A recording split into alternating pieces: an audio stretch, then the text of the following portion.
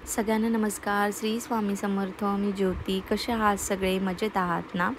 तर आजची जी माझी देवपूजा आहे त्याबद्दल मी बोलणार आहे आणि नेहमी विचारला जाणारा जो प्रश्न आहे की ताई, तुझ्या देवाऱ्यातील मूर्त्या, दिवा, स्वामींची मूर्ती कुठून घेतली आहे?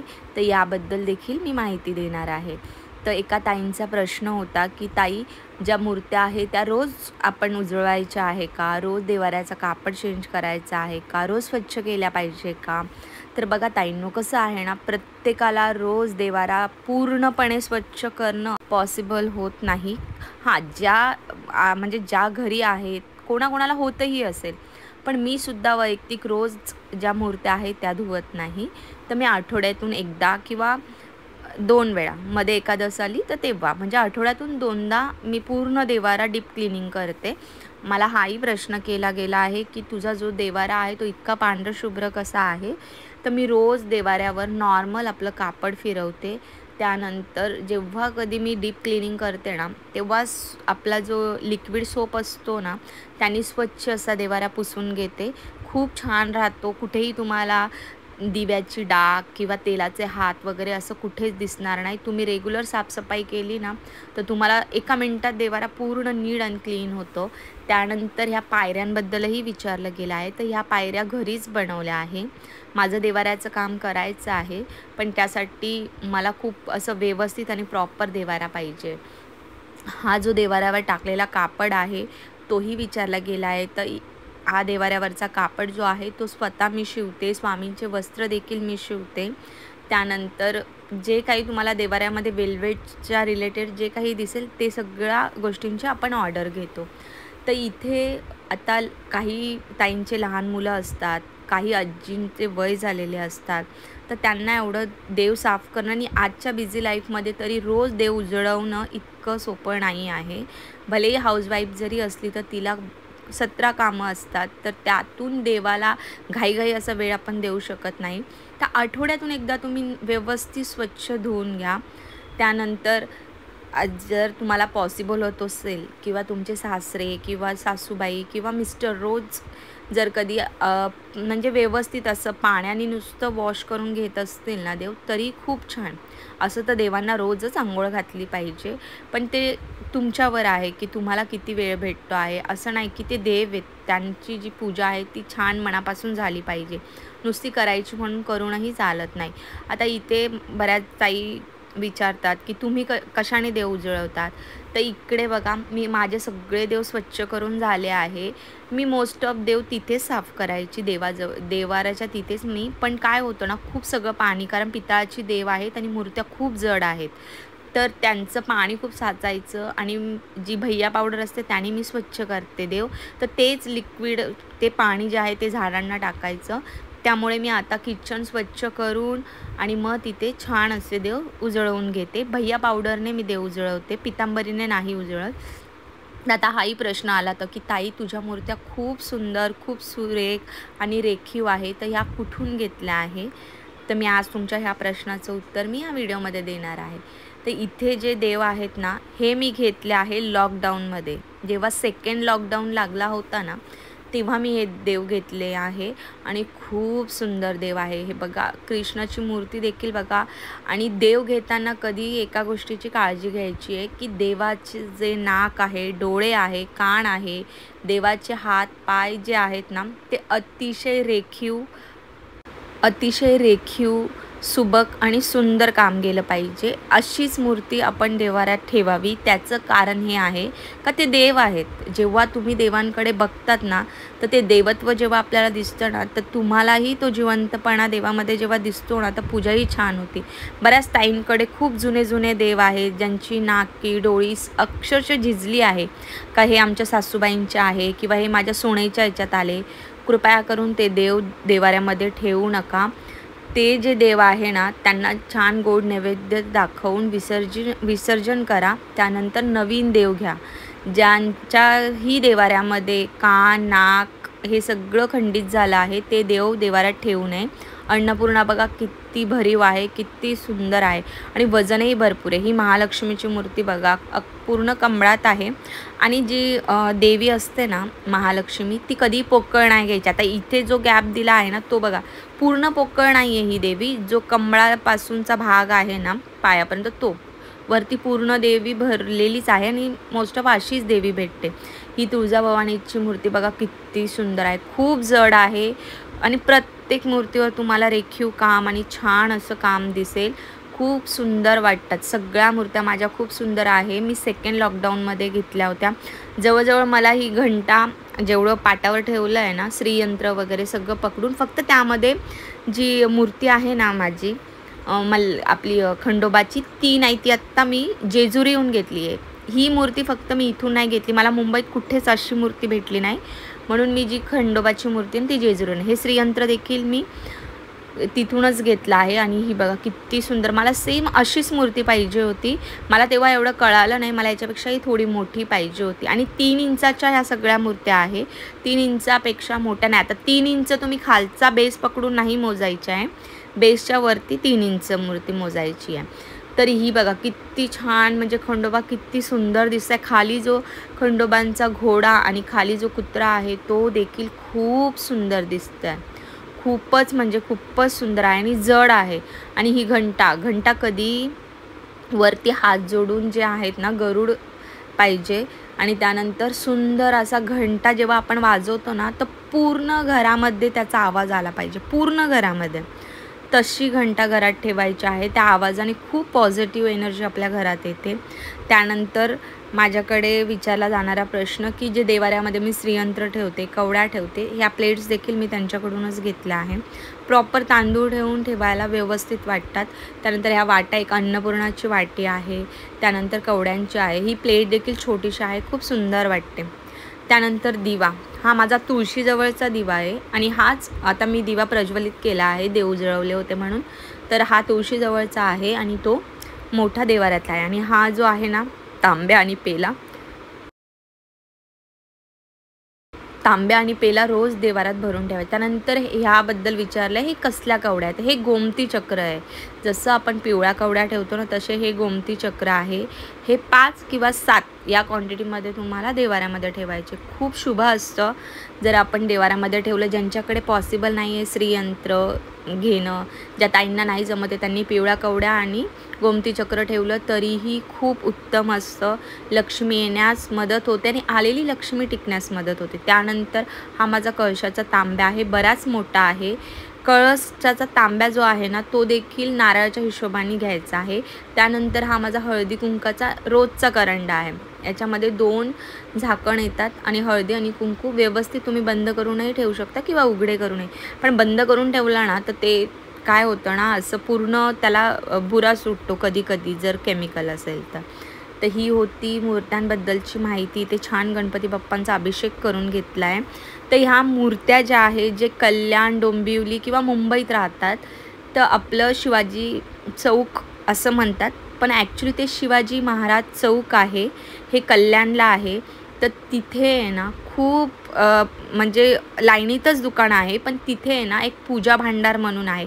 त्यांचा प्रॉपर ॲड्रेस आणि नंबर मी लास्टला मला ते पाठवणार आहे आणि त्यांच्या शॉपला देखील आपण व्हिजिट करणार आहोत. पण आता सध्या मला जायला वेळ नाही भेटत आहे तर मी लवकरात लवकर शॉपला देखील जाणार. तर पूजा भांडार म्हणून आहेत, त्यांच्याकडनं ह्या मूर्त्या घेतल्या आहे.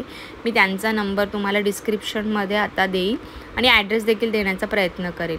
तर पूजा भांडार म्हणून आहे दुकानाचे नाव आहे.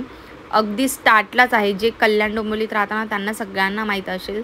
तर तिकडनं आपण स्ट्रेट गेलं ना तर एक सोनाराची गल्ली लागते आणि एक पूर्ण भांड्यांची गल्ली लागते. तिथं स्टार्टिंगलाच त्यांचं दुकान आहे. तर इथे छान मी आज चतुर्थी होती म्हणून छान बाप्पांना छान असा अभिषेक करून घेतला आहे आणि छान मस्त असं. आज माझ्याकडे दुर्वा नव्हत्या, दुर्वा पूर्णपणे सुकल्या होत्या त्यामुळे मी दुर्वा नाही ठेवल्या आहे. आणि गणपती बाप्पांच्या बाजूला कधीही लक्ष्मींना ठेवायचं असतं. त्यानंतर बालकृष्ण आणि अन्नपूर्णाला नेहमी तांदळात ठेवायचं असतं, तांदळाच्या वर ठेवू नये. बऱ्याच ताईंना सांगितलं आहे मी की तांदळाच्या आतमध्ये ठेवा. पहिले सुरुवातीला थोडेसे तांदूळ टाकायचे, त्यात अन्नपूर्णेची मूर्ती ठेवायची. त्यानंतर पूर्ण अन्नपूर्णेचं जे आसन आहे पायापर्यंत पूर्ण तांदूळ भरायचे. स्वामींच्या मूर्तीचा व्हिडिओ मी सेपरेट बनवला आहे. दादांचा नंबर देखील मी पाठवला आहे, नंबर देखील व्हिडिओ दिला आहे, तर तुम्ही तो बघून घ्या. स्वामींच्या मूर्तीसाठी अशी मूर्ती तुम्हाला कुठेच भेटणार नाही. स्वामींची अक्षरशः जिवंत मूर्ती आहे आणि खूप सुंदर आहे मूर्ती. श्रीयंत्रावर कधी कुंकू टाकावं आणि तांदळातच ठेवावं आणि जी प्लेट असते त्याखाली पिवळ्या कलरचं आसन ठेवावं. त्यानंतर श्रीयंत्राचं ज्या पायऱ्या आहेत त्या एका लाईनीत असतात ना, ती साईड आपल्याकडे ठेवायची आहे. इथे छान मी देवांना गंध वगैरे लावून घेतला आहे. देवींना देखील गंध लावून मी त्यावर हळदी कुंकू लावते, ते व्यवस्थित बसतं. नुसतं हळदी कुंकू लावायला गेलं ना तर मूर्तीचं जो कपाळ असतं ते अगदी गुळगुळीत असतं. आणि मूर्त्या घेताना ना कधीही एक गोष्ट लक्षात ठेवायची, त्यावर जास्त दागिन्यांचं काम केलेलं नसावं. प्लेन आणि छान मूर्त्या घ्याव्या, कारण आहे ना ते मेंटेन करायला व्यवस्थित होतात. आणि दुसरी गोष्ट आहे ना की व्यवस्थित साफ करता येतात. ते दागिने वगैरे असलं ना त्यात पूर्ण ज्या आणि तुम्ही साफ करता ते सगळं अडकतं आणि ते अतिशय व्यवस्थित नाही दिसत. आणि छान जे तांदूळ आहेत आणि जे देवीचे तांदूळ आहे, श्रीयंत्र, यावर छान हळदी कुंकू मी घालून घेतलं आहे. आणि त्यानंतर इथे खूप सुंदर पूजा झाली होती. मी माझ्या हाताने जेव्हा पूजा करते ना तेव्हाच मला म्हणजे पूजा केल्यासारखं फील येतं. बाकी घरामध्ये मिस्टर रोजची पूजा करतात, बाकी आठवड्यातून 2 ते 3 वेळा मी पूजा करते. आणि जी रोजची आपली नित्यपूजा असते ना ते मिस्टरच करतात.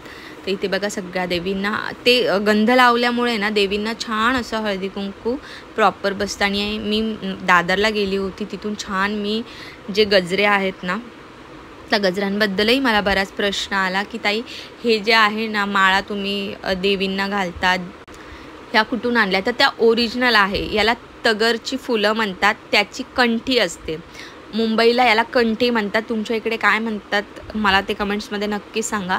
तर हे मोगऱ्याची फुलं असतात ना सेम तशीच दिसतात, फक्त त्यांना सुगंध नसतो आणि खूप सुंदर विणलेली असतात. ती इतकी सुंदर विणलेली असताना आता पुढे मी घालणार आहे तेव्हा बघा विठ्ठल रुक्माईची मूर्ती मी जिथून घेतली आहे ना त्याचाही मी एक सेपरेट व्हिडिओ बनवणार आहे. ॲक्च्युली कसं असतं ना की सगळं एका व्हिडिओमध्ये सांगणं पॉसिबल नाही आहे, पण जेवढं पॉसिबल आहे तेवढं मी सांगण्याचा नक्कीच प्रयत्न करते. तुमच्या जर कधी कळशाला कोंब येत नसेल तर त्याचं रिझन आहे की तुम्ही तांब्या एक तर छोटा घेतला आहे आणि नारळ मोठा, किंवा नारळ मोठा आणि तांब्या छोटा. खाली बुडाला व्यवस्थित पाणी लागलं पाहिजे. जो कुठला तांब्या आहे तो जाताना दुकानामध्ये घेऊन जा, त्याच्यात ठेवून बघा आणि तसा नारळ ठेवा. तुमच्या नारळाला 101% कोंब फुटणार आणि कोंब फुटणं खूप शुभ असतं. तर इथे छान मी कासवाला, माझी ही गाय नेहमी तुळशीजवळ असते, पण तिथे मी एक कुंडी ठेवल्यामुळे ना मला पॉसिबल होत नाही आहे. आणि मध्ये इतका पाऊस होता ना म्हणून तुळशीजवळ मला रांगोळी काढणं देखील पॉसिबल होत नव्हतं. तर इथे छान कासवाला मी मस्त असं हळदी कुंकू लावून घेतलं आहे. त्यानंतर ज्या कवड्या आहेत त्या व्यवस्थित ठेवून घेतल्या आहेत, त्यावर देखील मी हळदी कुंकू लावून घेणार आहे. बघा मूर्त्या किती सुंदर दिसतात. खरंच त्यांच्याकडे ना खूप सुंदर मूर्त्या भेटतात.